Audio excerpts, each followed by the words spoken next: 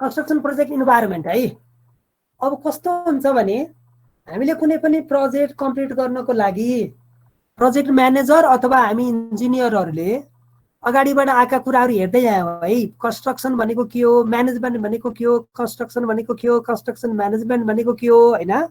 अब कन्स्ट्रक्सन प्रोजेक्टहरू कस्ता भेराइटीका हुन्छन्, यसका क्यारेक्टरिस्टिक्सहरू के हुन्छन्, यो सबै कुरा हामीले यसको जरो बुझिसकेपछि र अनि त्यसको, किनभने मैले अहिले तपाईँहरूलाई एउटा कन्फ्लिक्टको कुरा गरेको थिएँ, प्रोजेक्ट फेलरका कुरा गरेको थिएँ, भोलि रिस्क एन्ड अनसर्टेनिटीका कुरा गरेको थिएँ र गर्छु पनि होइन।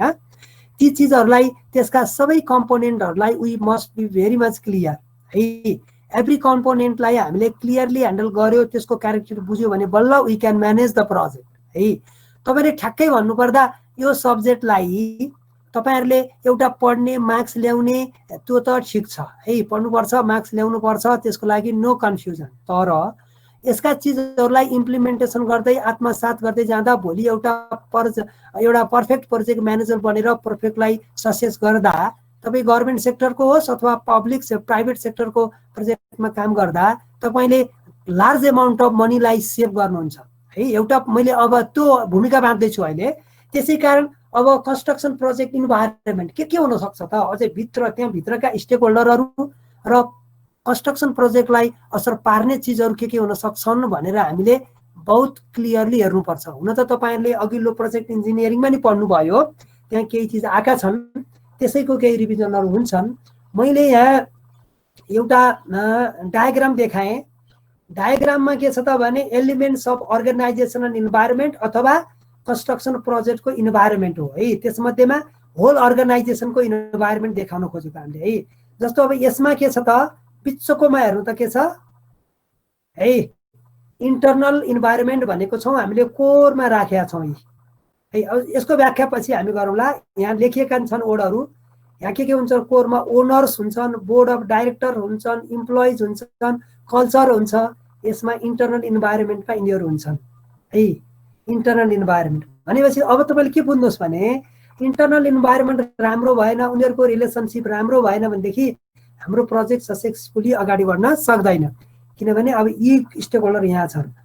अर्को के छ हेर्नुहोस् त, त्यसपछि दोस्रो रिङ एउटा के छ, गोलो एउटा बल आकारमा छ। दोस्रो रिङमा टास्क इन्भाइरोमेन्ट यसलाई घेर्यो योभन्दा भित्र है। टास्क इन्भाइरोमेन्टमा के आयो त भनेदेखि अब कम्पिटिटर छन्, कस्टमर छन्, सप्लायर छन्, स्ट्राटेजिक पार्टनर्सहरू छन् होइन, अब रेगुलेटर्सहरू छन्। अब यी चिजहरू केमा आयो, टास्क इन्भाइरोमेन्ट है। त्यसपछि बाहिर के छ त, जनरल इन्भाइरोमेन्ट भनेको छ, यो एक्सटर्नल इन्भाइरोमेन्ट हो है। तपाईँले के बुझ्नुहोस् भने वास्तवमा इन्टरनल इन्भाइरोमेन्ट हाम्रो हातमा हुन्छ, तर एक्सटर्नल इन्भाइरोमेन्टको कन्ट्रोल गर्ने हाम्रो हातमा हुँदैन। यसरी बुझ्नुहोस्। मैले यहाँ लेखेका चिजहरूलाई व्याख्या गर्छु, त्यस कारणबाट सरको नोट पाइयो, हामी त नोट लिइहाल्छु, नो प्रब्लम एट अल, त्यो होइन। किनभने बोलीलाई बरु म बिस्तारै बोल्छु, तपाईँहरू नोट पनि गर्दै जानुहोस्, स्लोली जाउँला, क्लास थपाउँला, बरु केही छैन। तर यसलाई हामीले सिरियसली हेर्नुपर्छ, किनभने यो जनरल इन्भाइरोमेन्ट अथवा एक्सटर्नल इन्भाइरोमेन्ट भनेको यो चाहिँ कस्तो हुन्छ भने हाम्रो कन्ट्रोलमा हुँदैन। यसको अर्थ यहाँका प्यारामिटरहरूले पार्ने असरहरू हाम्रो ग्रिपमा हुँदैनन्। तर त्यसो भए सर हाम्रो ग्रिपमा हुँदैन भने हामीले किन पढ्ने त, that may be your question है। किनभने हाम्रो ग्रिपमा त हुँदैन, तर हामीले त्यसबाट आउने रिस्कलाई मिनिमाइज गर्ने भनेर अरू चिजहरू एडप्सन गर्नुपर्ने हुन्छ। जस्तै भूकम्प आउने नआउने, भूकम्प हाम्रो हातमा छैन, हामीले कन्ट्रोल गरेर भूकम्प कन्ट्रोल हुँदैन। तर भूकम्पबाट आउने क्षतिलाई हामीले के गर्न सक्छौँ, न्यूनीकरण गर्न हाम्रो डिजाइनमा चेन्जेस गरौँ, बिल्डिङहरू यस्ता बनाऊ, इन्फ्रास्ट्रक्चर यस्ता बनाऊ ताकि भूकम्पबाट जोगियोस्। भूकम्प गएर बिल्डिङ भत्के पनि कसरी नभत्कियोस् भन्दा त्यसका ह्युमन रिसोर्सहरू जोगिन सकोस् अथवा कम्प्लिटली कोल्याप्स नहोस्। जस्तो आरसिसी स्ट्रक्चरको कन्सेप्ट होइन, लोड बेरिङको इन्स्टेटमा त्यो आयो। किनभने आरसिसी स्ट्रक्चर भत्किन खोज्दै कोल्याप्स हुन खोज्दै पनि करेङ गर्दा गर्दै पनि पुरै जाँदैन, अलिअलि लच्केर बस्छ होइन, ग्राममै जाँदैन, त्यो खालको त्यो जोगियो। मैले के भन्न खोजेँ त भने इन्टरनल हाम्रो ग्रिपमा छ, हामीले म्यानेज गर्न सक्छौँ यहाँका प्यारामिटरलाई, एक्सटर्नललाई सकिँदैन। टास्क भनेको त रेगुलर कामसँग रिलेटेड हुन्, तिनीहरू पनि एक्सटर्नल जस्तो हाम्रो कन्ट्रोलमा नहुने भन्ने हुँदैनन्। केही गाह्रो चाहिँ हुन्छ, जस्तै कस्टमर छन्, सप्लायर छन् होइन, स्ट्राटेजी पार्टनरहरू छन्, यिनीहरूसँग सरसल्लाह गरेर काम गर्न सकिन्छ। जस्तै सोसियो कल्चरल डाइमेन्सन्स भने यो एक्सटर्नलको पार्ट हो हैन। सोसियो कल्चरल डाइमेन्सन तपाईँको एउटा ए नामको प्रोजेक्ट त्यो कुनै ठाउँमा जाँदैछ, तपाईँले यो सोसाइटीलाई नि चेन्ज गर्छु हैन, तपाईँहरूको सोसाइटीलाई चेन्ज गर्छु भनेर त हामीले भनेर त उनीहरूले मान्दैनन् है। उनीहरूको सोसाइटी अनुसार हामी चल्नुपर्छ है, सोसाइटी अनुसार चल्नुपर्छ। उनीहरूसँग एडजस्ट भएर जुन एउटा उखान छ नि, तपाईँले सुन्नु भएको छ, लाटो देशमा गयो लाटै जस्तो हुनु, कानो देशमा गएर कानै जस्तो हुनु। किनभने त्यो खालको बिहेभ गऱ्यो भने उनीहरू इजिली एडजस्ट हुन्छन्, उनीहरूले पनि फ्रेन्डसिप बन्छ भने जस्तो हो क्या। किनभने कन्स्ट्रक्सन प्रोजेक्ट भनेको त तपाईँले त त्यहाँ त्यो एरियामा गएर इम्प्लिमेन्ट गर्नु पर्यो। त्यहाँ कन्स्ट्रक्ट गर्नलाई त त्यहाँका लोकल पिपुल, त्यहाँको इन्भाइरोमेन्टका सबै स्टेक होल्डरसँग तपाईँले गुड कोअपरेसन कम्युनिकेसन गर्न सकिएन भने त प्रोजेक्ट फेलर हुन्छ। त्यसै कारण यिनका प्यारामिटरहरू पनि सोध्नुहोस्, किनभने यो पनि अब एक्जाममा सोध्न सकिने चिजहरू भए हैन। यहाँ लेखेको छु मैले, जस्तो टेक्नोलोजिकल कुराहरू हैन, टेक्नोलोजीको त हाई टेक्नोलोजी आयो, अब हामीले हाई टेक्नोलोजी प्रयोग गर्न सकेन भने हामी फेलर हुन्छौँ, त्यो कुराहरू भयो। इकोनोमिक डाइमेन्सन्सहरू हैन, इकोनोमिक डाइमेन्सन भनेको जस्तो ओल्ड रिसेसन आयो, आर्थिक मन्दी आएको थियो, त्यति बेला नेपालले मात्र होइन आर्थिक मन्दीसँग मलाई के मतलब भन्न मिलेन। जस्तै अहिले नेचुरल क्यालामिटिज आयो, एउटा नेचुरलै भनौँ यो कोभिड-19 आयो, अब होइन यो कोभिड-19 हामीलाई के मतलब, हाम्रो प्रोजेक्ट त लान्छौँ भनेर भन्न पाइएन। तर कोभिड-19 हुँदाहुँदै पनि हाम्रो एजुकेसन सेक्टरलाई कसरी लाने अब ठ्याक्कै मिल्यो है बाबु। किनभने यो एक्सटर्नल इन्भाइरोमेन्ट आयो, नेचुरल क्यालामिटिज आयो है। अब हामीले के गर्नु पर्यो त भने यससँग फाइट खेलेर नआइज भन्न त हामी सक्दैनौँ, आइहाल्छ। अनि अब यसलाई हाम्रा पढाइलाई कसरी अगाडि बढाउने, हाम्रा एक्जाम सिस्टम कसरी अगाडि बनाउने, हाम्रो खानपान दैनिकीलाई कसरी अगाडि बढाउने भन्ने कुरो हामीलाई के गर्नु पर्यो, सुधार्नु पर्यो। सुधारेपछि बल्ल एडजस्ट गर्न सकिन्छ। यी कुराको व्याख्या गरी जाने हो, मैले धेरै बताइनँ। अब यहाँ लेखिदिएको छु साइडमा टास्क इन्भाइरोमेन्ट भनेको छु। टास्क इन्भाइरोमेन्टमा के रहेछन्, इमिडिएटली सराउन्ड्स प्रोजेक्ट ल्याएर है हो त, किनभने कोरमा छ टास्क इन्भाइरोमेन्टले। अब यो होल प्रोजेक्टलाई सराउन्ड्स गर्छ भनेपछि यो बिचको यो भाग हो टास्कसँग रिलेटेड, कामसँग रिलेटेड यो भयो। इजी छ, कामसँग रिलेटेड टास्क भयो। इन्टरनल इन्भाइरोमेन्ट त्यहाँका ओनर र स्टेक होल्डर मात्रै भयो। एक्सटर्नल भनेको बाहिरबाट घेर्यो हैन, त्यो चाहिँ के चाहिँ इमिडिएटली सराउन्ड्स द प्रोजेक्ट। जस्तै made up of stakeholders, यसमा स्टेक होल्डर्सहरू पनि हुने भए। Interest and impacts are interrelated हैन, उनीहरूको इन्टररिलेटेड हुन्छ। एफेक्ट्स प्रोजेक्ट एक्टिभिटिज, असर त परिहाल्छ, किनभने त्यो इन्भाइरोमेन्टलाई राम्रोसँग ह्यान्डल गर्न सकेन भने असर पर्छ। हामीले यी प्रत्येक चिजको माइक्रो एनालाइसिस अथवा सूक्ष्म अध्ययन गर्दै हाम्रा भोलि तपाईँहरूले गर्ने प्रोजेक्टहरूलाई हाउ टु ह्यान्डल त्यो कुरा बुझ्नुपर्ने हुन्छ। Project can influence task environment हैन, project can influence task environment है त, यो देखायो। दे आर, अब यस्तो अब अर्कोमा छ जस्तो क्लाइन्ट, कन्ट्र्याक्टर, यहाँ बतायो लेबर, अब यो बुझिहाल्नुहुन्छ, मैले धेरै बताउनु परेन। त्यसपछि अब यसमा यहाँ देखाइरहेछ इन्टरनल इन्भाइरोमेन्ट मध्येमा अगाडि देखाइसकेको छु, यो पनि खास परेन। यिनीहरूको बिचमा कसरी इन्टर रिलेटेड छन् यिनीहरू हैन, यो कुरा एउटा डायग्राममा देखाइयो, यो बुझिहाल्नुहुन्छ। अलिकति डिटेलमा छ, जस्तो भ्यालु सिस्टम भयो, भिजन मिसन भयो, organisational structure, cooperate culture, human resource, physical resource, यो इन्टरनल इन्भाइरोमेन्ट। अर्को यता छ एक्सटर्नल इन्भाइरोमेन्ट। एक्सटर्नल भनेपछि त चारवटा कुनामा थियो अघिल्लो स्लाइडमा, त्यस्तै किसिमबाट यसमा के आयो, इट इज लोकेटेड आउटसाइड, यो त भइहाल्यो। It can not be controlled by the project है त, वास्तवमा अरू हाम्रो कन्ट्रोलमा हुन्छ हैन।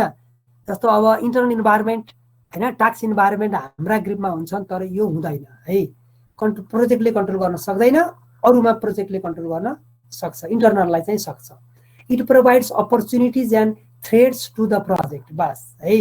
त्यसै कारण त अब जस्तो अहिले भनौँ न हाम्रो एक सेमिस्टर क्लास लस भयो, अपर्च्युनिटी एन्ड थ्रेड आयो। अपर्च्युनिटिज भनेको छ है बाबु, मैले यहाँ देखाएँ बाबु नानीहरू, अपर्च्युनिटिज भनेको खै तपाईँ।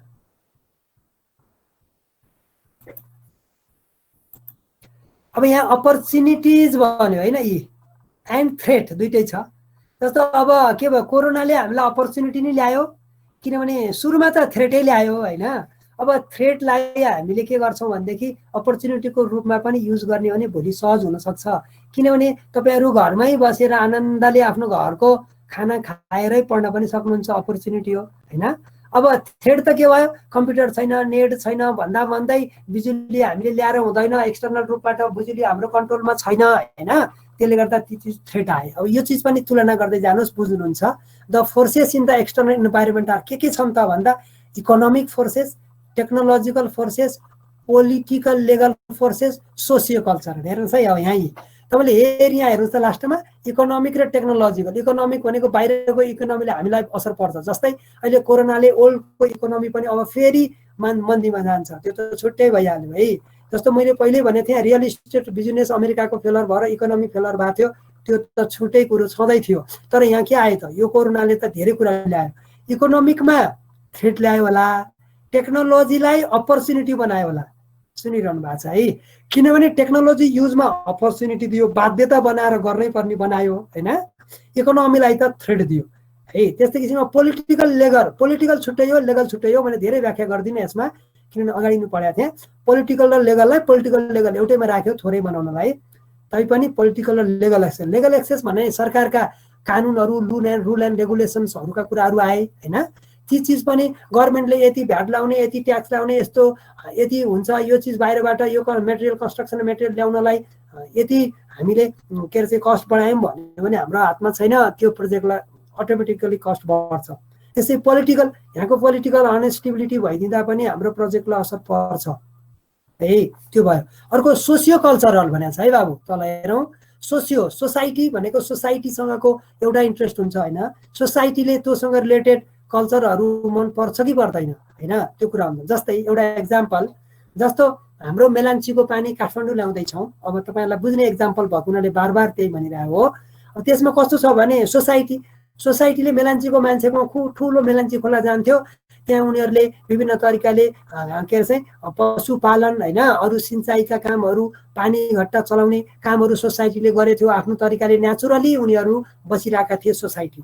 अब हामीले पानी ल्याइदिएपछि तिनका खोला सुके, तिनीहरूको पशुपालन विषय धाराशय भयो होला, त्यो पानी कुलाको पानी लिएर गएर तरकारी खेतीहरू, फलफुल खेतीहरू गर्थ्यो होला, त्यो पनि पाएनन् होला, सोसाइटीको असर। अथवा त्यहाँ के भइदियो, आनन्दले मान्छे बसेका थिए, तर अहिले एउटा खालको एक्टिभिटी गर्दा कोही मान्छे राम्रा बाहिरका नेगेटिभ के अरे सोसाइटीका कल्चरहरू त्यहाँ ट्रान्सफर भए होइन, त्यसले गर्दा मान्छेहरू पनि त्यहाँ एउटा भल्गर हुन सक्छन्, किनभने नयाँ कल्चरले गर्दा होइन। अब उनीहरूको कल्चर एउटै खालका कल्चरका मान्छेहरू बसेका थिए, नयाँ मान्छे बस्दिँदा उनीहरूको कल्चरलाई पोजिटिभ नेगेटिभ पर्न सक्छ है, ती कुराहरू आछन्। यो कुराहरू मैले यहाँ देखाएँ, अब यसलाई धेरै मैले व्याख्या गरिनँ। अब मैले यहाँ गएँ अनसर्टिनिटी इन कन्स्ट्रक्सन प्रोजेक्ट। अब यस अन्तर्गत के छ त भने हामीले ओभरअल कन्स्ट्रक्सन प्रोजेक्टलाई एनालाइज गर्दैछौँ। तपाईँहरूले म फेरि पनि के भन्छु भने यी ग्राफहरू, यी डायग्रामहरू तपाईँले सिरियसली हेर्नुहोस् है। जब ग्राफ र डायग्राम तपाईँ बुझ्दै जानुहुन्छ, त्यसबाट इट गिभ्स द आइडिया। यस्तै खालका रिसर्चहरू पछि तपाईँले प्रोजेक्ट म्यानेजर बनेर गएर पनि हेर्न सक्ने अवस्था रहन्छन्। मैले यो ग्राफले के देखाउन खोजेँ भने अनसर्टिनिटी इन कन्स्ट्रक्सन प्रोजेक्ट भनेपछि कन्स्ट्रक्सन प्रोजेक्टको क्यारेक्टरिस्टिक्स अन्तर्गतै आउँदा मैले ग्राफबाट देखाएँ। जस्तो यहाँनिर हेर्नु, एरिया 1:1 भनेर बिचमा छ, यो बेसिक लेभल हो। यहाँभन्दा यता माथि गयो, यता यसरी तल गयो, दुईटा गाड छ। जस्तो यहाँ स्ट्राटेजी होइन, स्ट्राटेजी सुरुमा छ, एप्रुभ प्रोडक्ट डेफिनेसन यो भयो, डिजाइन यहाँ आयो, कन्स्ट्रक्सन पिओ, फाइनलाइजेसन। अब हाम्रो पछि गएर प्रोजेक्ट लाइफ साइकल फेजेससँग पनि यो मिल्दोजुल्दो छ होइन। यसमा अब कन्स्ट्रक्सन अफ अनसर्टिनिटी भनेपछि के भइदियो त हेर्नुहोस् त। अब यो यहाँ के लेखेको छ यहाँ बिचमा, variability in the estimate of project, जस्तो स्कोप, इफोर्ट, कस्ट, फिचर्स, इसीमा आउने भेरिएबिलिटी कसरी चेन्ज हुन्छ त भन्दा हाम्रो चेन्ज के हुन्छ, यो रूपबाट अथवा यसरी हाम्रो चेन्ज हुने हो। यसमा अर्को तल ग्राफबाट म अझ क्लियर गर्छु। यस्ता ग्राफहरू कोही मान यसरी जालान्, कोही यताबाट यो रूपबाट जालान्, कोही यो रूपबाट यसरी जान्छन्, कन्केभ अपार्ट कन्केभ डाउन विभिन्न जान सक्छन् होइन। यसको चाहिँ यहाँबाट देखाए जस्तो यो प्यारामिटर के भइदियो भन्नु त, यसको अनसर्टिनिटी हेर्नु त, यसको यो यहाँबाट यसरी जाँदा यो स्टेजेसहरू भयो होइन। यो स्टेजेसहरू बढ्दै जाँदा यो ग्राफले के देखायो हेर्नु त, अनसर्टिनिटीको लेभल घट्दै गयो। जस्तै स्ट्राटेजिक फेजमा सुरुमा यो अनसर्टिनिटी हाई थियो, इन्टु समथिङ भनेको जे पनि हुनसक्छ यसमा होइन, भिन्न किसिमको कन्फ्लिक्ट हुनसक्छ प्रोजेक्टको होइन। जस्तो यसमा एप्रुभ प्रोडक्ट डेफिनेसन हुँदा यो लेभलमा झऱ्यो, अनसर्टिनिटी डिक्रिज भयो, यो लेभलमा यहाँबाट यसरी डिक्रिज भयो, कन्स्ट्रक्सन पिरियडमा यसरी गएर मोरर लेस के भयो त यो स्टेट भयो है। जस्तो कन्स्ट्रक्सन फेजमा आइसकेपछि र फाइनलाइजेसन फेजमा अनसर्टिनिटी थोरै छ, तर के बुझ्नुहोस् त इनिसियल स्टेजमा प्रोजेक्टमा हुने अनसर्टिनिटी हाई छ, यति बुझ्नुहोस्। अरू पनि ग्राफ छन् यसमा हैन, म यसमा धेरै बताइनँ। त्यस्तै अब अर्कोबाट देखाउँछु। अनसर्टिनिटी कन्स्ट्रक्सन प्रोजेक्टै अन्तर्गत के फाइनल प्रोजेक्ट रिस्क मोडलहरू के हुन सक्छ भने लेभल 1 का रिस्कहरू लेभल 1 लेभल 2 हुँदै जान्छ। जस्तो कम्पनी रिस्क र प्रोजेक्ट रिस्क है। कम्पनी रिस्क प्रोजेक्ट रिस्क भनेका लेभल 1 का भयो है। अब यसमा कम्पनी रिस्कमा के हुन सक्छन्, यी भए कम्पनी रिस्क अन्तर्गत यति पर्यो, प्रोजेक्ट रिस्क अन्तर्गत यति पर्यो। जस्तै कम्पनी रिस्क भनेको ओनर साइडतिरको पर्यो हैन, कम्पनीको जस्तो फाइनान्सियल होला, पोलिटिकल होला, कल्चरल आदि आदि कम्पनी रिस्क। प्रोजेक्ट रिस्क भन्नाले डिजाइनका कुरा, क्वालिटीका कुरा, टेक्नोलोजीको कुरा, इन्भाइरोमेन्टको कुरा प्रोजेक्ट रिस्क भयो हैन। यो कुराहरू हामीले त्यस्तै अहिले मैले बताएको थिएँ, त्यही ग्राफको कुराहरू यहाँ पनि आयो। यहाँनिर अलि देखिएन, यो स्टेक होल्डर्स इन्फ्लुएन्स हेर्नुहोस् त, अलि डिम भयो यहाँ। स्टेक होल्डर्स इन्फ्लुएन्स रिस्क भनेको छ है, एन्ड अनसर्टिनिटी। अघिल्लो भन्दा अझ यो ग्राफले बेटरली बुझियो, त्यहाँ पनि त्यो खालको नेचर अनुसार त्यस्तो हुन्छ। स्टेक होल्डरको इन्फ्लुएन्स भनेको हेर्नुहोस् त, यहाँ यो ग्राफ यसैले यहाँ के भयो, ड्रास्टिकली चेन्ज भयो, यता गएर स्लो चेन्ज भयो। किनभने यहाँ हेर्नुहोस् यो कसरी हो, यो यतापट्टि लो छ, यतापट्टि हाई छ, डिग्री अफ रिस्क लोदेखि हाई। होरिजेन्टलतिर के छ, प्रोजेक्टको यता स्टार्ट हो, यता इन्ड हो। बुझ्नुभयो? प्रोजेक्ट हेर्नुहोस् त यहाँनिर प्रोजेक्ट के छ, यतापट्टि स्टार्ट हो, यता इन्ड हो होरिजेन्टलमा। भर्टिकलमा रिस्क हो, डिग्री अफ रिस्क यता लो हो, यता हाई हो। भनेपछि स्टेक होल्डरले इन्फ्लुएन्स गर्ने चिज सुरुमा बढी हुन्छ है, जिरोबाट स्टार्ट छैन है, अलिकति यताबाट छ, किनभने प्रोजेक्ट स्टार्ट भइसकेको कुरा छ है। जस्तो स्टेक होल्डरले सुरुमा रिस्क बढी हुन्छ, उसले डिसिजन गरेर यो प्रोजेक्ट गर्दिन, यस्तो गर्दिन भन्दा तुरुन्तै टर्मिनेट हुन सक्छ, हाई रिस्क हुन्छ। त्यो स्टेक होल्डरले इन्फ्लुएन्स गर्ने क्यापासिटी हायर राख्छ, उसको पावर हायर राख्छ सुरुमा। जब प्रोजेक्टको अन द वे भइसकेपछि उसले धेरै कुरा चेन्ज गर्न सक्दैन, किनभने ऊ फँसिसक्छ हैन।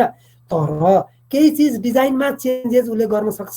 स्टेक होल्डरको रिस्कको के अरे अनसर्टिनिटी चेन्ज हुने, रिस्क इन्फ्लुएन्स गर्ने के अरे क्राइटेरिया यस्तो छ, उसले यो ग्राफको आधारमा इन्फ्लुएन्स पार्न सक्छ भने कस्ट अफ के छ, कस्टको चाहिँ यो रूपबाट जान्छ। कस्ट त क्युमुलेटिभ भएर जान्छ हैन, कस्टको आधारमा हेर्ने भने रिस्क बढ्यो, किनभने सुरुमा त थोरै कस्ट लस हुन्थ्यो हैन, पछि त कस्ट बढ्दै जान्छ, क्युमुलेटिभ हुँदै जाँदा त हायर रिस्क भयो अब हैन, हायर रिस्क भयो। सुरुमै छोड्दा त जस्तो फिजिबिलिटी गर्यो, अलिअलि खर्च भयो, तर पछि धेरै खर्च प्रोजेक्टको इन्भल्भ गर्दा हाई रिस्क हुन्छ। यसरी यो चाहिँ कस्टको आधारमा, यो स्टेक होल्डरले पार्ने इन्फ्लुएन्सको आधारको मैले यसमा हामीले यसरी बतायौँ। अब यी चिजलाई ल्याङ्ग्वेजमा भन्नुभन्दा पनि ग्राफिकली बुझेपछि कन्सेप्ट विल बी क्लियर। त्यही भएर मैले धेरै ल्याङ्ग्वेजमा लेखिनँ, तपाईँले ग्राफबाट बुझ्नु होला है। त्यस्तै यो पनि यस्तै खालको छ। कन्स्ट्रक्सन प्रोजेक्ट कमन एट्रिब्युट्स भनेपछि कमन एट्रिब्युट्स भनेपछि कन्स्ट्रक्सन प्रोजेक्टमा असर पार्ने चिजहरू है, कम्पोनेन्ट्सहरू। अब एकछिन रोकेँ बिस्तारै।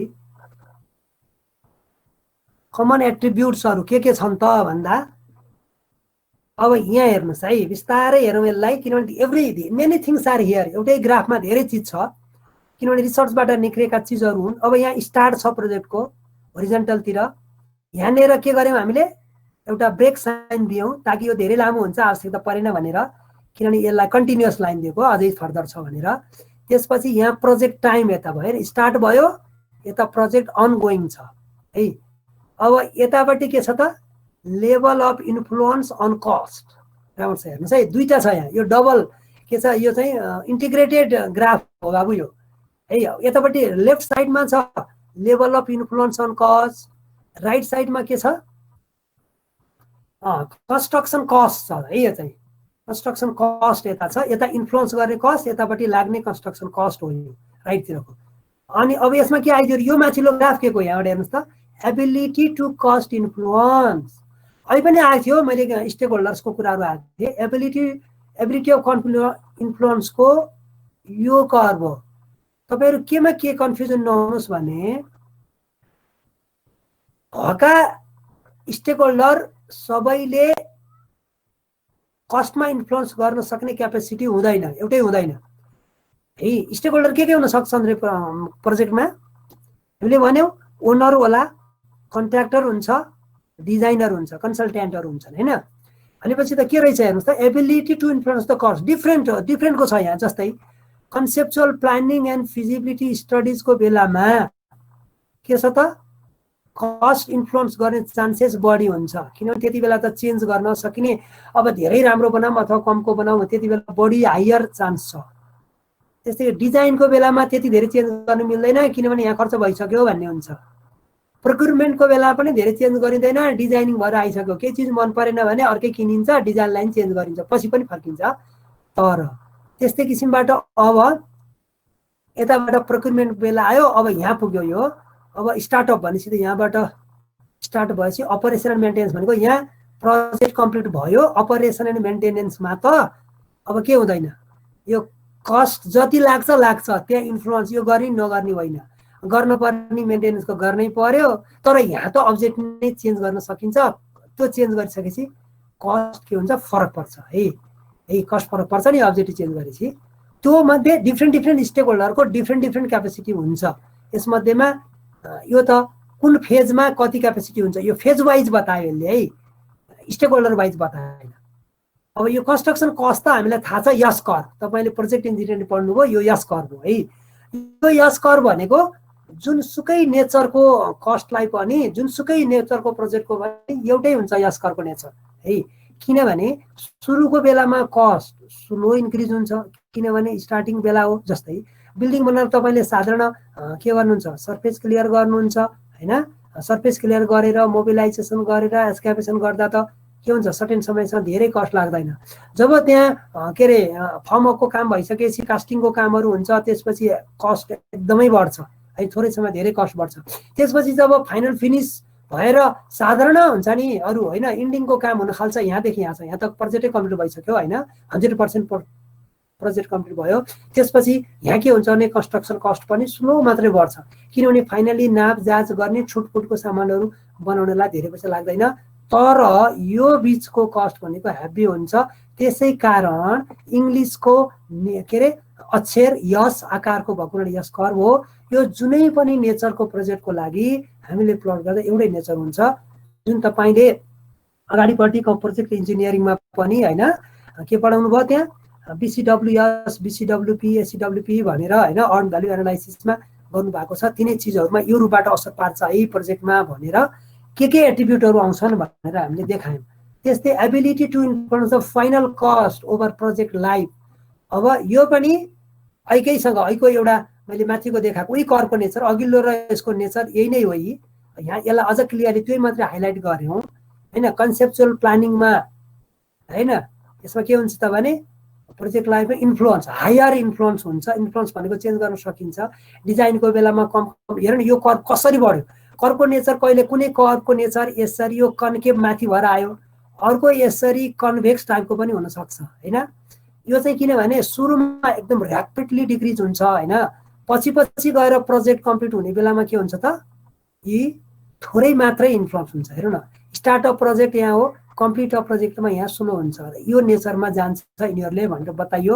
यो पनि बुझ्नु भएको छ। अब अर्को टपिक्स हामी जान्छौँ प्रोजेक्ट लाइफ साइकल है, च्याप्टर 1 कै। हुन त फेरि पनि भन्नुपर्छ यी चिजहरू उता पनि थिए, अलि यहाँ इन्डेप्थमा हामी जान्छौँ होइन। तै पनि सबैसम्म पाएको हुनाले प्रोजेक्ट लाइफ साइकल भन्ने बित्तिकै के आउँछ, जस्तो ह्युमन बिइङ लाइफ साइकल भने चाहिँ जन्मेदेखि मृत्युसम्मका सबै चिजको एउटा के हुन्छ पिक आवर हुन्छ। जब त्यो 15 देखि 30, 35, 40 वर्षसम्म काम गर्ने पढ्ने बेला हुन्छ, लगभग 5 वर्षदेखि 20, 25 वर्षसम्म पढ्ने बेला, 25 वर्षदेखि लगभग 40, 45, 50 वर्षसम्म डाइनामिकली काम गर्ने बेला, 50 देखि 60, 65, 70 वर्षसम्म स्लोमा काम गर्ने बेला होला। त्यसपछि फेरि के होला त उनीहरूको रेस्ट गर्ने अथवा थोरै काम गर्ने बेला होला होइन। भनेपछि त त्यस्तै गरी यो प्रोजेक्टमा पनि यहाँ हेर्नुहोस् मोडर्न प्रोजेक्ट म्यानेजमेन्ट, यहाँ मोडर्न भन्ने शब्द राखेँ। तपाईँले प्रोजेक्ट म्यानेजमेन्ट भन्ने पनि एक्ज्याक्टली इट इज मोडर्न हो, किनभने मोडर्न भन्ने बित्तिकै मोर साइन्टिफिक हुनुहुन्छ, मोर लजिकल हुन्छ, मोर एक्सपेरिमेन्टल हुन्छ होइन, मोर एप्लिकेबल हुन्छ, मोर इकोनोमिकल हुन्छ, मोर अप्टिमाइजेसन थ्योरी युज गर्ने हुन्छ मोडर्न भनेपछि है। जस्तै तपाईँले इन्जिनियर राखेर घर बनाउनु भयो भने तपाईँले जस्तो कति के अरे एमएमको डन्डी राख्ने 10 mm 15 mm 12 mm 8 mm कतिका कुन कस्तो राख्ने भन्ने कुरो र हैन ती चिजहरू कति थिकनेसको बीम वाल कलमहरू राख्ने चिजहरू नापेर जाँचेर सबै एक्सपेरिमेन्टली अथवा त्यो चाहिँ डिजाइन अनुसार गरेका हुन्छन् त्यो एक्ज्याक्ट हुन्छ किनभने त्यो मोडर्न हो त्यसमा के हुन्छ भने धेरै चिजहरू के हुन्छ नि ठ्याक्कै तिनीहरूलाई मिट गर्ने गरी हुन्छन् अननेसेसरी चिज राख्दैनौँ हैन मोडर्नमा त्यस्तो हुन्छ मोर प्रिसाइज हुन्छ है अब यसमा प्रोजेक्ट लाइफ साइकल भनेपछि त यहाँ प्रोजेक्टको स्टार्टदेखि इन्डसम्म है के भयो त लेभल अफ इफोर्ट भनेपछि यतातिर छ लेभल अफ इफोर्ट अनुसार लेभल अफ इफोर्ट बढ्दै बढ्दै बढ्दै गयो हाई लेभल अफ इफोर्ट भयो लेभल अफ इफोर्ट 0 भयो है अब यो डेफिनेसन भन्यो सुरुको इनिसिएसन भन्नु डेफिनेसन भन्नुहोस् यहाँदेखि यहाँसम्मको फेरि डेफिनेसनमा यति हो लेभल अफ इफोर्ट भने पनि हुन्छ मैले त्यहाँ कर्सर राखिरहेको छु के अरे लेभल अफ इफोर्ट भन्ने पनि हुन्छ अथवा कस्ट पनि भने पनि हुन्छ जे लिए नि हुन्छ लेभल अफ इफोर्टको ठाउँमा तपाईँले यहाँ कस्ट राखेर काम गर्न पनि सक्नुहुन्छ हैन अथवा ह्युमन रिसोर्सको काम पनि हुनसक्छ अथवा लेभल अफ इफोर्ट भनेपछि जे सबै हुनसक्छ त्यो भनेको हेर्नुहोस् डेफिनेसनमा यति युज भयो टोटल 100% हो यहाँसम्मको भने लेभल अफ इफोर्ट यति भयो केमा डेफिनेसनमा प्लानिङको बेलामा यति कस्ट लाग्यो समय पनि यति लाग्यो एक्सक्युसनको बेलामा यति धेरै लाग्यो त्यसपछि डेलिभरी भनेको ह्यान्डओभरको लागि यति लाग्यो हैन अब यसका फेरि के छन् त भन्दा हामीले लेखेछौँ डेफिनेसनमा के हुन सक्छन् तल लेखेको छ गोल के हो स्पेसिफिकेसन टास्कहरू हैन रेस्पोन्सिबिलिटी टिम तल छ प्लानिङमा के हुन सक्छन् प्लानिङमा शेड्युल्स हुन सक्छ बजेट हुन सक्छ रिसोर्सेस रिस्क हुन सक्छ स्टाफिङ हुन सक्छन् प्लानिङमा अब रिस्क बनायो रिस्क भनेपछि के रिस्क आउन सक्छन् पोसिबल रिस्कलाई हामीले कसरी ट्याकल गर्ने भन्ने हुन्छ तर सुरुमै सबै रिस्कहरू सर्टेन त नभए पनि हैन जनरली अरू प्रोजेक्टमा भएका प्री डिटरमाइन्ड रिस्कहरूलाई पनि हामीले एड्रेस गर्ने गरी जान्छ एक्सक्युसनमा के हुन सक्छ स्ट्याटस एक्सपर्ट्स हुन सक्छ कन्ट्रोल एन्ड मोनिटरिङ चेन्जेस हैन फोरकास्ट अनि यी चिजहरू यहाँ हुन सक्छन् डेलिभरीमा के हुन सक्छ भने ट्रेन कस्टमर है अब यो चिज भनेको हामीले के भन्यो भने train customer transfer documents release resources dissemination staff त्यहाँ डिसिमेसन भनेपछि हामीले त त्यो सबै त्यो प्रोजेक्टको स्टाफलाई पनि हामीले डिसिमेसन हुनाले अब यो सबै चिज सिद्ध्याउन लाग्यो लेसन लर्न लास्टमा है लेसन लर्न भनेपछि अब हामीले यसबाट के सिक्यौँ ताकि अर्को प्रोजेक्टको लागि हामीले यो एउटा डाटा बेस बन्न सकोस् प्रोजेक्ट लाइफ साइकल यसरी गयो त्यस्तै किसिमबाट यो कुरा त्यही चिज हो हैन कन्स्ट्रक्सन लाइफ साइकल भनेपछि यसरी एक आपसमा रिलेटेड हुन्छन् भनेर हामीले देखायौँ यसलाई मैले धेरै बताउनु परेन जस्तो इनिसिएसन प्लानिङ इम्प्लिमेन्टेसन पर्फर्मेन्स त्यसपछि क्लोजिङ हुँदै हामीले यसरी प्रोजेक्ट लाइफ साइकल गयौँ अर्को कन्स्ट्रक्सन प्रोजेक्ट फेजेस भन्छौँ है अब यसमा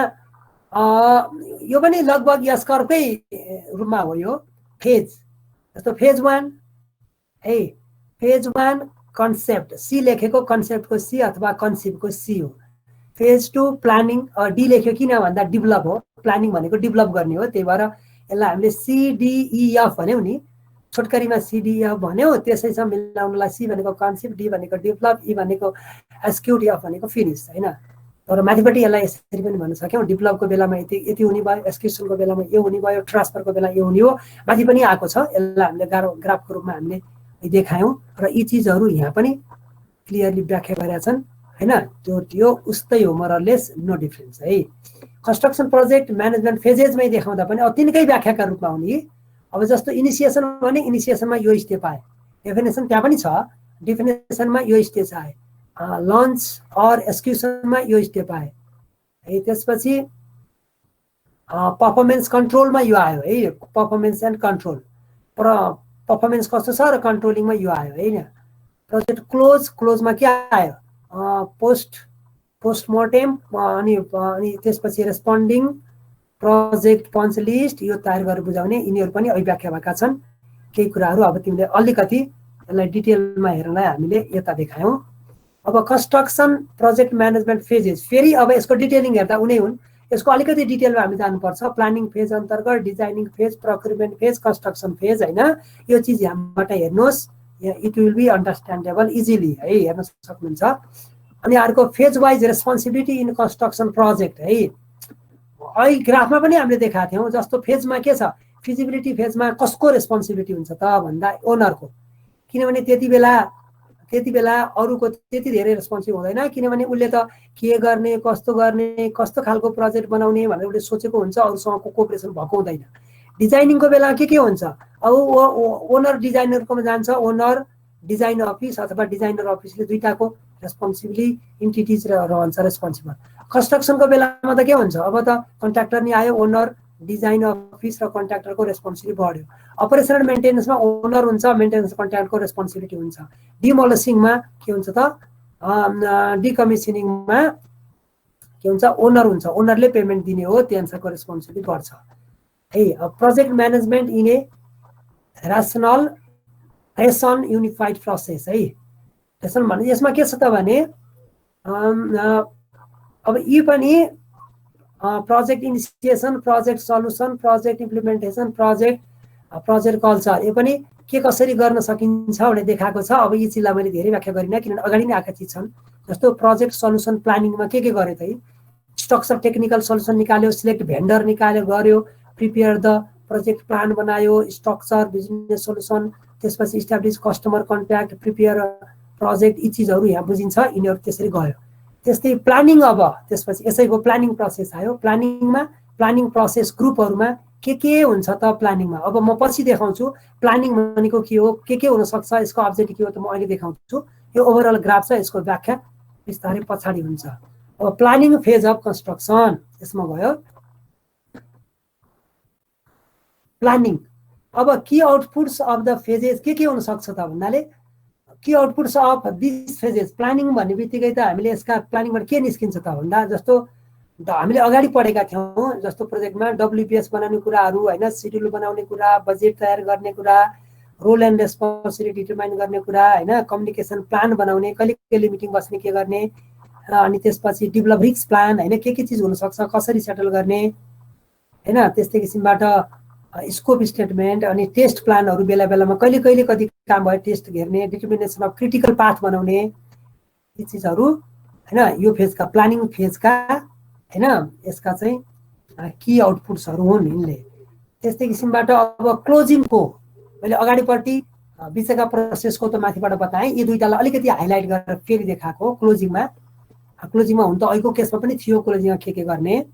अब क्लोजिङ प्रोसेसमा के छ भने confirm work is done as per requirements, किनभने हामीले के गर्छौँ, सबै नाप जाँच गर्छौँ होइन, हाम्रो स्पेसिफिकेसन अनुसारको आइटमहरू रेडी छ कि छैन होइन, इच एन्ड एभ्री स्पेसिफिकेसन हेरेर यसलाई हामीले के गर्छौँ, कन्फर्म गर्छौँ, नाप जाँच गर्छौँ। किनभने हाम्रो के अरे आइटम रेटमा त नापेरै पैसा कति भनेर फाइनल पेमेन्ट गर्नु पर्यो होइन, इनिसियल पेमेन्ट हुन्छ, बिचमा रनिङ बिल हुन्छ, अनि फाइनल पेमेन्टको बेलामा चाहिँ नापेरै पैसा दिनुपर्ने हुन्छ होइन त्यो आइटम रेटमा। अब लमसममा पनि सबै पैसा त पहिला दिँदैन, काम कम्प्लिट भएको दुस्त छ भनेर टेक्निकल टिमले ओके गरिसकेपछि हामीले पैसा दिनै पर्छ। त्यही भएर क्लोजिङ प्रोसेस पनि स्पेसली चाहियो। यसमा कम्प्लिट द प्रोक्युरमेन्ट क्लोजर, त्यसपछि अब गेन फर्मल एक्सेप्टेन्स होइन, फर्मल एक्सेप्टेन्स फर्मली चोचिलिया हेर्नुहोस् त यता उसले यो के भन्छ चापी यसले कम्प्लिट गरेर यसलाई दियो, यसले हात थापे यसले लियो भनेको टर्न कीको कुरो यसले बतायो होइन। त्यस्तै gain formal acceptance, complete final performance reporting, index and archive records, update lesson learn. मैले अहिले पनि भनेको थिएँ यो लेसन लर्न भनेको डाटाबेस। यो कुनै प्रोजेक्टमा के हुन्छ भने अनसर्टेनिटी भइरहन्छ, केही इरर हुनसक्छ नि, तर सिमिलर खालका प्रोजेक्टलाई अर्को प्रोजेक्ट गर्ने बेला हामीलाई डाटा दिन्छ। जस्तै हामीले त प्रोजेक्ट एज ए त्यो अफिसले त धेरै प्रोजेक्टहरू ह्यान्डल गर्छ, अर्को खालको प्रोजेक्टमा यस्तो खालको नआओस् भनेर त्यो डाटाहरू इन्फर्मेसन सिस्टममा हामी राखिदिन्छौँ। त्यस्तै कन्स्ट्रक्सन म्यानेजमेन्ट मैले यो च्याप्टर सघाउँछु, अब तपाईँहरू खासै अब अरूको क्लास पनि छैन भने चाहिँ डोन्ट वरी। समय यसमा 1:41 भए पनि हामी 10-15 मिनट ढिलो जान्छ, डन भएन है। अब कन्स्ट्रक्सन प्रोजेक्ट म्यानेजमेन्ट 1.5। अब सुरुमा त हामीले म्यानेजमेन्ट भनेको के हो भनेको थियौँ है, अगाडि पनि थियो यो, त्यस कारण म धेरै बताउँदिनँ। म्यानेजमेन्ट भनेको यो ग्रुप अफ पिपल, अब एउटा अर्गनाइजेसन हो जहाँ डिफ्रेन्ट इन्ट्रेस्टका स्टेक होल्डर्सहरू ग्रुप अफ पिपलहरूले काम गर्छन्, उनीहरूले सर्टेन अब्जेक्टिभ्स एचिभ गर्न, गोल एचिभ गर्नको लागि काम गरिन्छ, क्वालिटीको प्रडक्ट दिनको लागि है। अब भनेपछि के आयो त भन्दा त सर्टेन गोल एचिभमेन्टको कुरा आयो, क्वालिटीका कुराहरू आयो, ग्रुप अफ पिपलका कुराहरू आए। यी चिजहरू कहीँ छुट्नु हुँदैन। अब हामीले क्वालिटीलाई भुलिदिने हो भने एउटा कुरो के हुन्छ त भने हामीले चाहे स्कोप, बजेट, सिड्युल हैन यी चिजको कुरा गर्दा कहिल्यै पनि हामीले क्वालिटी मस्ट बी डन अथवा क्वालिटी मस्ट बी मेन्टेन्ड हामीले यो चिज जहिले पनि ख्याल गर्नुपर्ने हुन्छ है। ती चिजहरूमा हाम्रो म्यानेजमेन्ट पनि के अगाडि आएको हुनाले अब हामी होल कन्स्ट्रक्सन म्यानेजमेन्टलाई समात्दैछौँ। त्यसै कारण अब कन्स्ट्रक्सन प्रोजेक्ट म्यानेजमेन्ट हेर्नलाई नेसेसिटी अफ कन्स्ट्रक्सन म्यानेजमेन्ट हुनाले importance of construction management, necessity of construction management, यसको वाइ इट इज निडेड भन्नु खोजेको क्वेसन जसरी सोधिए जाँचमा पनि पहिला यसको चाहिँ हामीले इम्पोर्टेन्स बुझ्यो भने यसको नेसेसिटी बुझिन्छ है। कुनै पनि चिजको जति भ्यालु हुन्छ नेसेसिटी त्यति बढी हुन्छ। त्यही भएर मैले माथि नेसेसिटी तपाईँहरूको हाम्रो सिलेबसमा भएको नेसेसिटी लेखेँ, तर यसलाई हामीले इम्पोर्टेन्स भनेर व्याख्या गऱ्यौँ होइन। त्यस कारण टु ह्याभ प्रोपर सुपरभिजन, किनभने प्रोजेक्ट के अरे कन्स्ट्रक्सन प्रोजेक्ट म्यानेजमेन्ट हामीले गऱ्यौँ राम्रोसँग, प्रोजेक्ट म्यानेजमेन्ट युज गऱ्यौँ, कन्स्ट्रक्सन प्रोजेक्ट म्यानेजमेन्ट एप्लाई गऱ्यौँ भने प्रोपर सुपरभिजन गर्न सकिन्छ, वेस्टेज अफ मेटेरियल्सलाई जोगाउन सकिन्छ। त्यस्तै वर्कको ड्युरेसन सेभ गर्न सकिन्छ, गुड कोअर्डिनेसन डिफ्रेन्ट स्टेकहोल्डरसँग गर्न सकिन्छ। यी कुराहरू हामीले यहाँ लेख्यौँ यसमा है। त्यस्तै किसिमबाट अब फङ्सन्स अफ म्यानेजमेन्ट गए। फङ्सन्स अफ म्यानेजमेन्टका फङ्सन्सहरू के हुन् त भन्दा planning, organising, staffing, directing, leading यसका काम हुन्। त्यसमध्येमा 1 by 1 हामी व्याख्या गर्न खोज्यौँ फङ्सन्स अफ म्यानेजमेन्टमा। जस्तो प्लानिङ, सिम्पली तपाईँ बुझ्नुहुन्छ प्लानिङ भनेको मैले त यहाँ लेखिनँ, टिप्न सक्नुहुन्छ। प्लानिङ भनेको मेन्टल डिस्पोजिसन हो। के अरे मेन्टल डिस्पोजिसन, दिमागमा कुनै पनि चिजलाई खेलाउनु के हो त प्लानिङ हो। दिमागको प्लान हो त, पेपरको प्लान पनि हुन्छ होइन। सुरुको इनिसिएसनको गर्ने प्लान भनेको हामी दिमागमा सोध्छौँ होइन। To answer the following question is planning. जस्तै वाट टु डु के काम गर्ने, when to do WH question आयो, वेन टु डु कहिले गर्ने, हाउ टु डु कसरी गर्ने, कुन मेथडले युज गर्ने है। अब के गर्ने, कहिले गर्ने, कसरी गर्ने। अब कसरी गर्ने भनेपछि त अब पैसाका कुराहरू अथवा विभिन्न कुराहरू यहाँ आउलान् होइन। बेसिक 3टा क्वेसन्सको एन्सर गर्नु नै प्लानिङ हो। अनि अर्गनाइजिङ भनेको त यो के हो, स्ट्रक्चरल रिलेसनसिप हो। एमङ द पिपल बिचको स्ट्रक्चरल रिलेसनसिप हो अर्गनाइजिङ है। ताकि प्रोजेक्टलाई एउटा स्ट्रिमलाइन गरोस्, प्रोजेक्टलाई डिरेक्सन दियोस्, अर्गनाइजिङ भयो। अर्को स्टाफिङ भनेको त वर्डै क्लियर छ होइन। वास्तवमा sufficient amount of manpower at sufficient time है।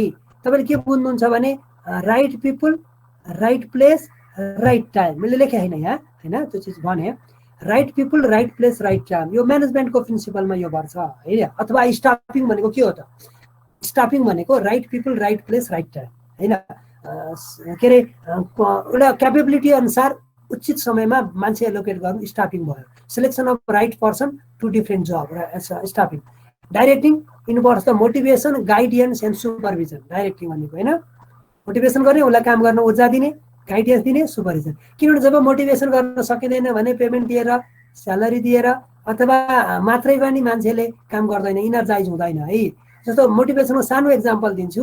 काम आफू तपाईँ प्रोजेक्ट म्यानेजर हुनुहुन्छ भने तपाईँले स्टाफको नाम थाहा छ, फलाना के छ, तपाईँको घर परिवार आरामै हुनुहुन्छ, सन्चै हुनुहुन्छ, केही समस्या छ कि भनेर सोधियो भने त्यो स्टाफले के सोध्छ, ओहो मलाई हाकिमले त मेरो घर परिवारको सोध्यो, मलाई कति टेक केयर गर्छ भन्छ, उसलाई काम गर्ने ऊर्जा आउँछ। किनभने पैसाले मात्रै हुँदैन, एउटा मोटिभेसन फेभरमा विभिन्न हुन्छन्। मोटिभेसनको एउटा बोलीले हुन्छ, अर्को इन्सेन्टिभले हुन्छ, उसको सोसियल वेलफेयरले हुन्छ, अथवा उसका राइटका कुराहरूले हुन्छ।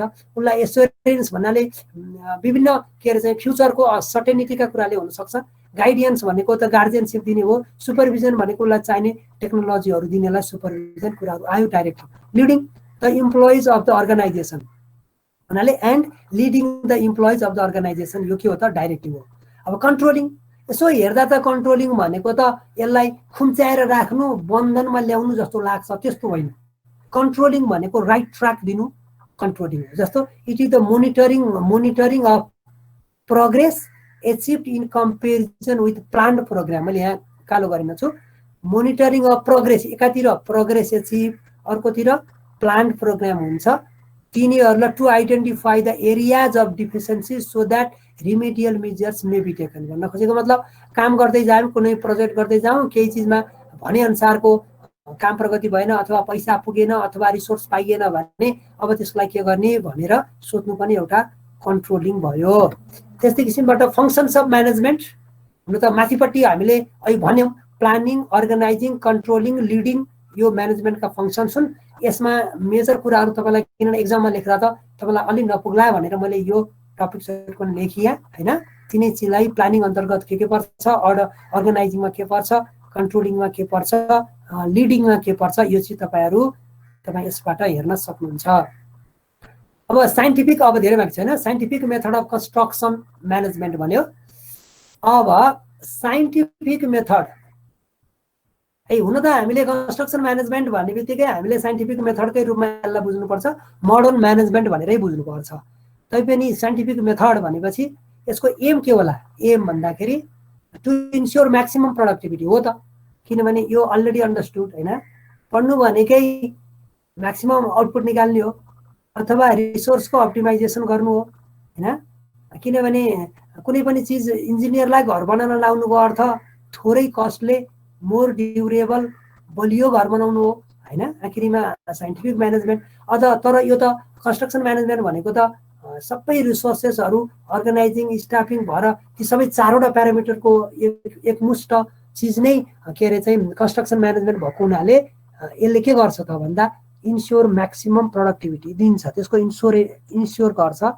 रिड्युस द रिस्क घटाउनलाई हेल्प गर्छ।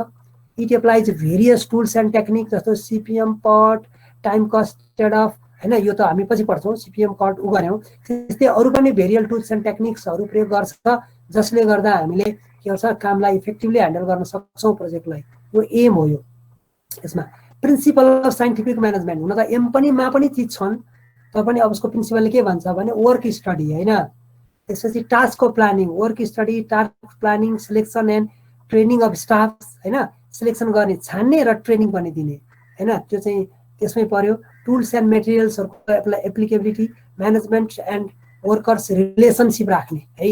म्यानेजमेन्ट र वर्कर्स भन्नाको अर्थ ओनर र वर्कर बिचको होइन अथवा सबै स्टेक होल्डर बिचको रिलेसनसिप राखिदिने काम पनि के गर्छ साइन्टिफिक म्यानेजमेन्ट प्रिन्सिपलमा पर्छ। त्यस्तै बस अब अर्को हाम्रो लास्ट टपिक छ relationship between client, consultant and contractor. भनेपछि हामीले सुरुबाट एउटा प्रोजेक्टको अथवा कन्स्ट्रक्सनको कुरा गर्दै जाँदा है हामीले स्टेक होल्डरहरू भनेका थियौँ। कुनै पनि एउटा कन्स्ट्रक्सन प्रोजेक्टका स्टेक होल्डर भनेको पहिलो कुरो त क्लाइन्ट हुन्छ, ओनर हुन्छ होइन।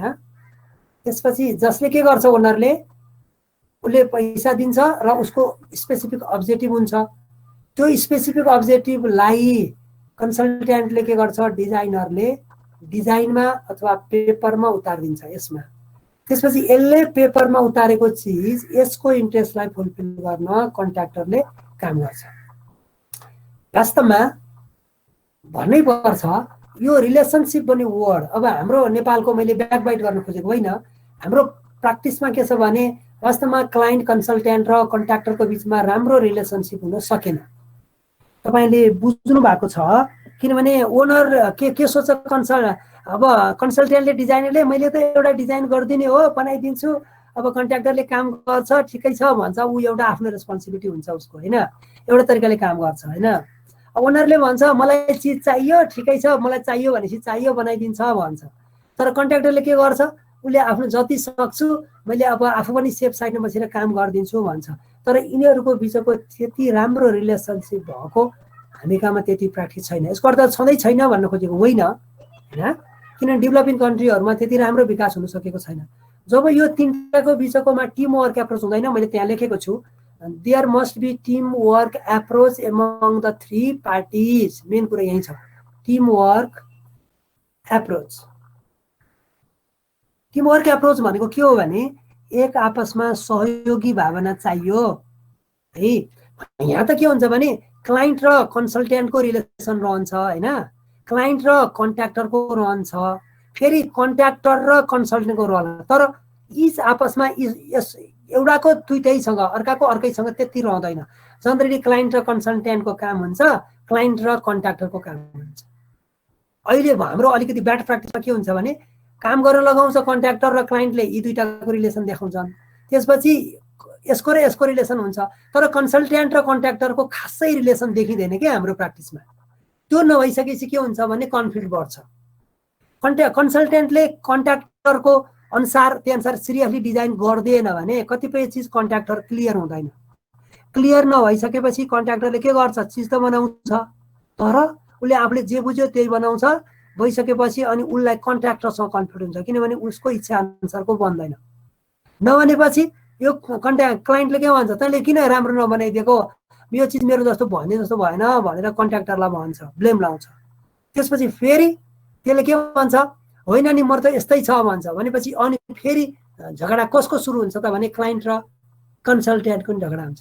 अनि तपाईँले राम्रोसँग काम गरिदिनु, डिजाइन गरिदिनु भएन छ, यस्तो यस्तो मिस्टेक भएछ, इरर भएछ, इन्कम्प्लिट भएछ भनेर क्लाइन्टले कन्सल्टेन्टलाई भन्छ। अनि कन्सल्टेन्टले भन्छ होइन नि मैले त बनाएको थिएँ, त्यो कन्ट्र्याक्टरले बुझेन भन्छ है। भनिसकेपछि के हुन्छ भने यी तिनटाको बिचमा कन्फ्लिक्ट आउँछ है। त्यसै कारण हुनुपर्ने के हो, टिमवर्क एप्रोच। तर हामीकोमा के भयो भने एकले अर्कालाई है, टिमवर्क एप्रोच पोजिटिभ भावना भन्दा पनि आई एम द बोस अथवा तँसँग के सरोकार हो अथवा यसलाई पेल्नुपर्छ है। किनभने ठेकदारहरू भनेका, कन्ट्र्याक्टरहरू भनेका दलाल हुन्, यिनीहरूले पाएसम्म उल्टा काम गर्छन्, नराम्रो काम गर्छन् भनेर कन्सल्ट्यान्टले नि सोधिदिने, ओनरले पनि सोधिदिने भएपछि त ठेकदारले त बिचरा काम गर्ने उसको परिस्थिति मिल्दैन होइन। यसको अर्थ उनीहरूको बिचमा एउटा स्पेसिफिकेसन हुन्छन्, त्यहाँ चिजहरू सबै डिक्लियर हुन्छन्, तर यो तिनटाको बिचको एप्रोच छैन हाम्रोमा प्रायः छ। एउटा हाम्रो कन्स्ट्रक्सन मोडर्न साइन्टिफिक म्यानेजमेन्टले के गर्छ भने, मैले यहाँ लेखिनँ त्यो चिज तपाईँ बुझ्नुहोस्, तल केही चिज त छ, क्लाइन्ट कन्सल्टेन्ट र कन्ट्र्याक्टरको तिनटैको बिचको एमङ देमको रिलेसनसिप हुन्छ केमा भन्दाले मोडर्न कन्स्ट्रक्सन म्यानेजमेन्टमा होइन, साइन्टिफिक कन्स्ट्रक्सन म्यानेजमेन्ट। तर ट्रेडिसनलमा के हुन्छ भने क्लाइन्ट र कन्सल्टेन्टको हुन्छ, फेरि कन्सल्ट्यान्ट र कन्ट्र्याक्टरको हुन्छ, तर कन्सल्ट्यान्ट र कन्ट्र्याक्टरको हुँदैन। के हुन्छ, क्लाइन्ट र कन्ट्र्याक्टरको हुन्छ, क्लाइन्ट र कन्सल्ट्यान्टको हुन्छ, तर कन्सल्ट्यान्ट र कन्ट्र्याक्टरको रिलेसन राम्रो हुँदैन। त्योसँग हामीलाई के कन्सल्ट भन्ने हुन्छ, त्यसले गर्दा यसले कन्फ्लिक्ट ल्याउँछ। मैले यहाँ थोरै लेखेको छु, each party must have supportive role with another. एक आपसमा सपोर्टिभ रोल भनेको छु है मैले, खुट्टा तान्ने होइन, सहयोगको भावना हुन पर्यो। के सहयोग गर्ने र सर, ओनरले त पैसा दिने हो, बनाउन दिएको छ त त्यसले किन कम्प्रोमाइज गर्ने, त्यस्तो होइन सब। किनभने त्यो चिजमा पनि एउटा ओनरले पोजिटिभ रोल खेल्ने आफ्ना रोल एन्ड रेस्पोन्सिभ हुन्छन्, छुट्टै तपाईँले हेर्नुपर्छ त्यसलाई। What are the roles of client, what are the roles of consultant, what are the roles of contractor, त्यो क्लियरली बुझ्नुपर्ने हुन्छ। यहाँ चाहिँ सपोर्टिभ रोल चाहियो। Each of them must follow their role and responsibility आफूले फलो गर्नु पर्यो। Owner must provide the sufficient fund. अब मैले यहाँ लामो चाहिँ लेखिनँ, ल मैले अब सर्टकटमा गएँ। ओनर भनेको must provide the sufficient fund on time, यति मात्रै होइन, यो त मेजर कुरा हो, पैसा मात्रै दिएर हुँदैन नि। उहाँ के हुन्छ त भने अन टाइम पनि बताएँ, सफिसियन्ट फन्ड पनि बताएँ है, मैले दुईवटा कुरा त यहाँ राखेँ। तैपनि के हुन्छ त भने अझै पोजिटिभ रोल खेल्नलाई उनीहरूको इन्ट्रेस्ट, उनीहरूको पनि वेलबिङको लागि सोचिदिनुपर्ने अवस्था हुन्छन् है, त्यो चाहिँ ओनरका कुरा हुन्छन्। कन्सल्ट्यान्टले त डिजाइन बनाउने हो, त्यो बनाएको डिजाइन चाहिँ कन्ट्र्याक्टरले बुझोस् होइन, त्यसपछि बुझ्ने किसिमबाट हुनु पर्यो, क्लियर हुन पर्यो, डिएल नेचरको हुनु भएन होइन, मार्केटमा एभाइलेबल हुन पर्यो। जस्तै कुनै डिजाइन गरिदियो, ठ्याक्कै त्यो मार्केटमा एभाइलेबल हुँदैन। मानव अब हामीलाई एक्जाम्पल स्वरूप हामीलाई 12 mm 14 mm को रडका कुरा आए, अथवा यति लेन्थको रड होइन, यति मिटरको रडका कुरा, यति फिटको रडका कुराहरू आए भने, यति फिटको 10 फिट 12 फिट 14 फिट टिनको डिजाइनको कुरा आए, तर मार्केटको एभाइलेबल छैन भने वेस्ट अफ मेटेरियल हुन्छ। वेस्ट अफ मेटेरियल भएपछि के हुन्छ, बढी पैसा खर्च हुन्छ कन्ट्र्याक्टरको।